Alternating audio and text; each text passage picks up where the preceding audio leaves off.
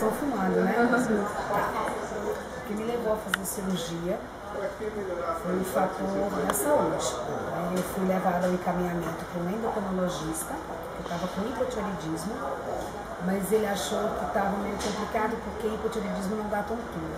Aí fomos investigar, eu tinha osteoporose hepática, que é gordura no fígado, eu estava com gastrite, estava com H. pylori, que é uma bactéria normal no estômago, além do hipotireoidismo, além do colesterol alto.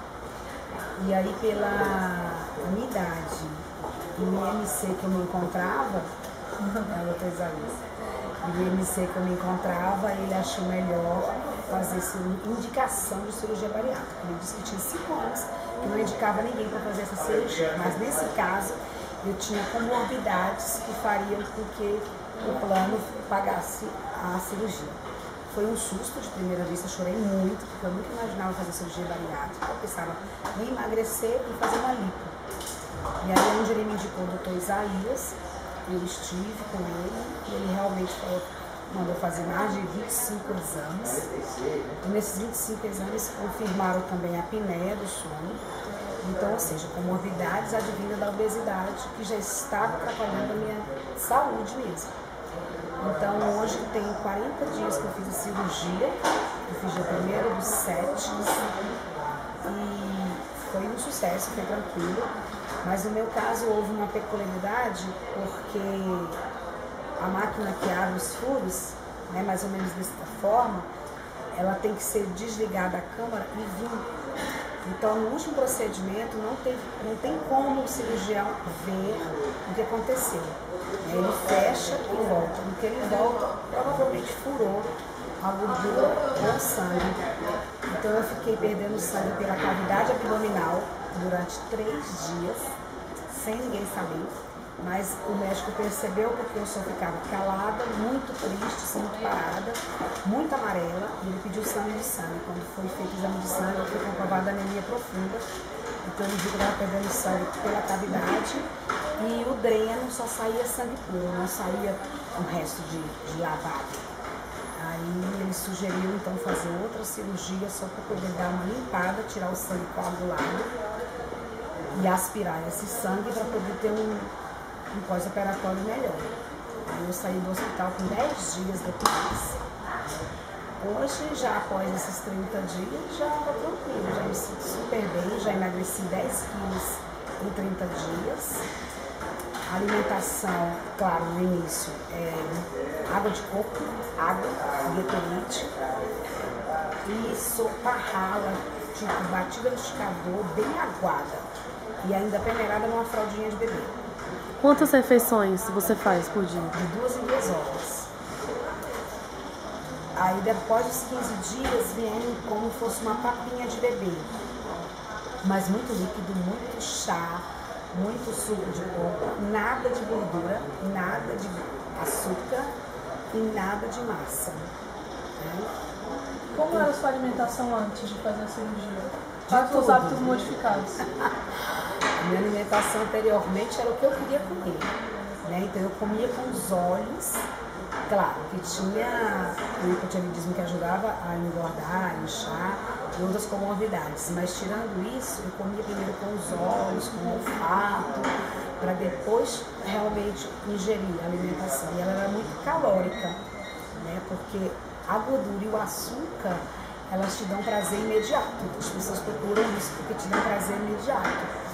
Então mudou totalmente, era muita pizza, era muito arroz, era refrigerante, algumas frutas. Hoje não, hoje a base é 80% fruta, só verdura, proteínas.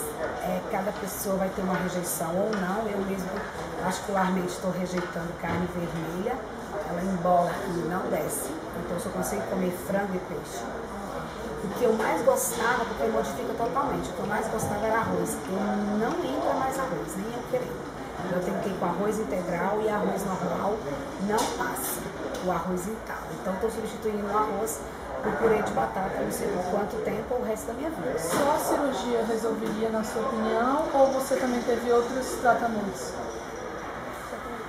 Não, da forma que eu estava, com 95 quilos, pesando 95, com 1,57 m, estava num ciclo vicioso. Eu não caminhava porque estava muito pesado e não conseguia caminhar, pelo menos caminhar.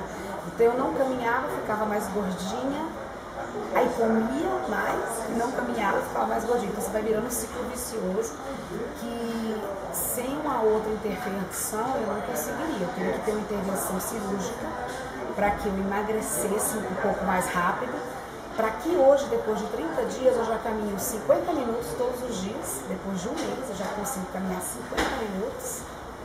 Consigo me alimentar, fazer as atividades de casa, dirigir melhor, respiro melhor, faço as coisas de casa mais rápido.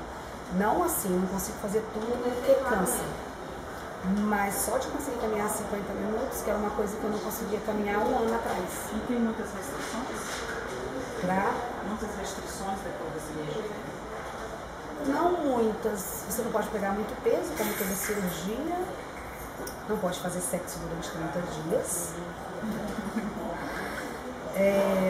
3 dias antes é só líquido, chá, água e tudo antes da cirurgia para poder limpar o intestino, para ficar limpinho. Algumas medicações, né, e algumas injeções que você tem que tomar contra alguma doença. Vai depender do seu exame cirúrgico. O que mais que eu poderia falar da cirurgia?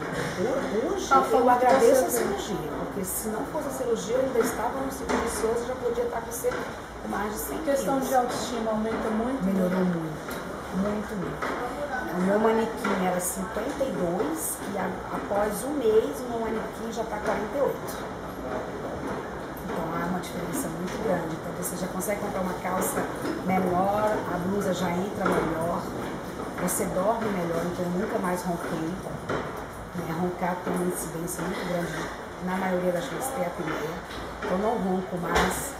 Eu ia no banheiro uma vez por dia ou não. Hoje eu vou 2 a 3 vezes por causa das fibras, das verduras e das frutas.